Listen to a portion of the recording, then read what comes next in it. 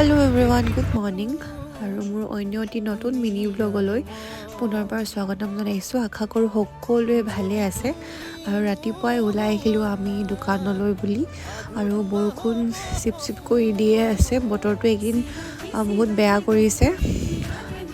আৰু দোকানত আহিলোঁ যেতিয়া আপোনালোকক দেখাই দিওঁ আমাৰ কাপোৰ কালেকশ্যনবোৰ। এইবোৰ হৈছে বোৱা চাদৰ আৰু গামোচা, ৰিহা সকলোবোৰ পোৱা যায় ইয়াতে।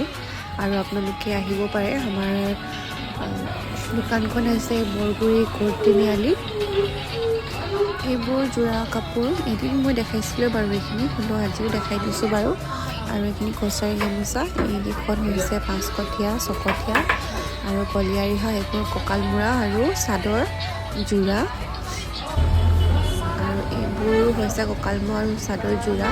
আৰু তলত মিচিং কাপোৰ